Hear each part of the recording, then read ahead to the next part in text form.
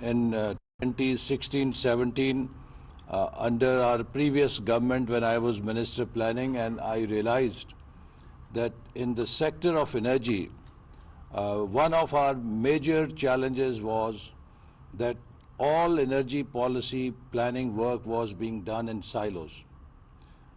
Even within fossil fuel, there was no coordination.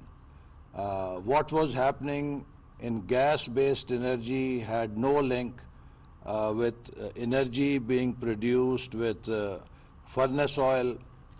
What was being done in furnace oil had no link what was happening in hydel sector. What was happening in hydel sector had no link with renewables, and what was happening in renewables had no link with other sources of energy.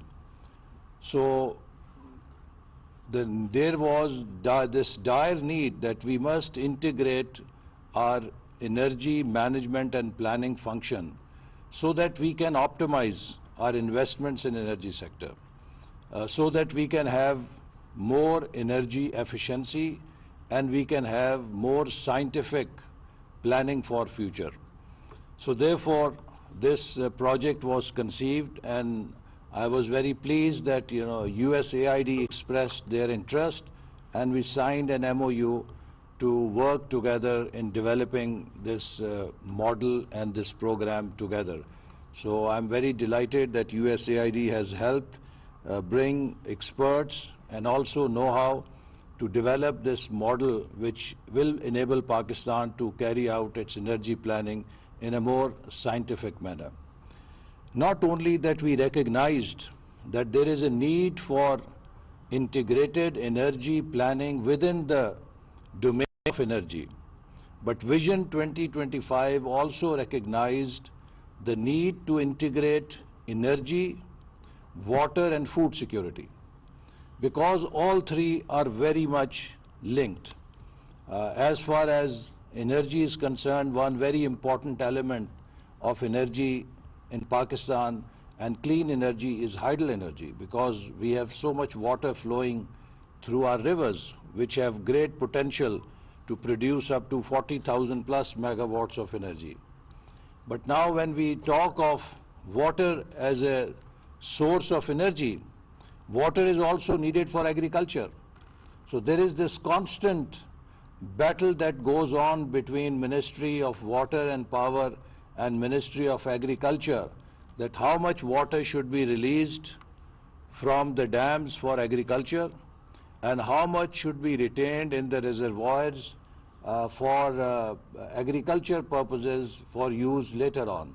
So you need to discharge water to produce electricity, but then you need to also keep reservoirs for agriculture purposes. We have to rely less on imported fuel, and we have to plan more for indigenous fuel or those sources of energy where we don't have to spend our very valuable foreign exchange to import fuel. So I hope that the participants who have been now trained in this tool will use this knowledge to do their work more efficiently and more smartly, because energy has become central to economic development.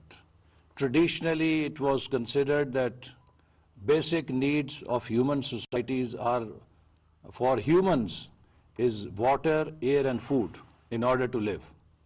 But after industrial revolution, electricity or energy became another important ingredient or a fundamental human right to live. Without energy, modern economy cannot be built.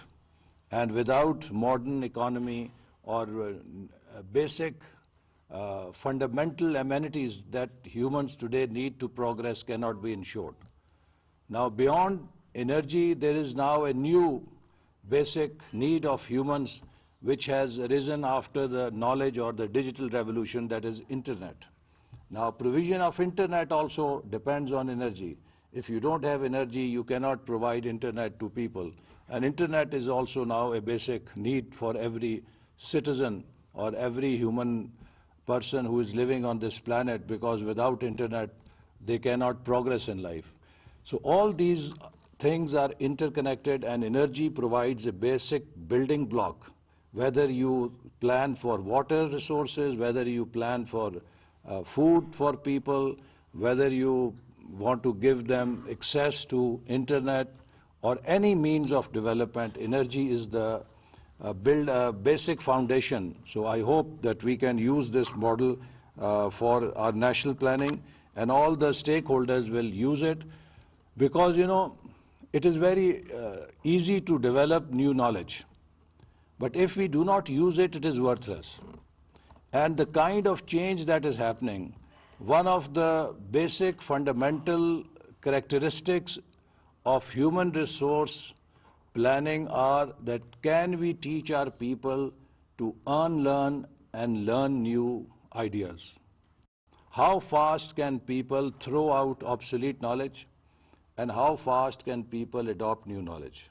So new ideas, new techniques have to be embraced so that we keep pace with the world, and we are part of a competitiveness battle in the world. If we are not using our resources efficiently, if we are not planning efficiently, we cannot be competitive. And if we are not competitive, we cannot create space for us as a country in the global marketplace. And in order to be competitive, we have to be scientific. We have to be data-driven. We cannot rely on intuitions. We cannot rely on non-factual realities or illusions. And this is where such models come in.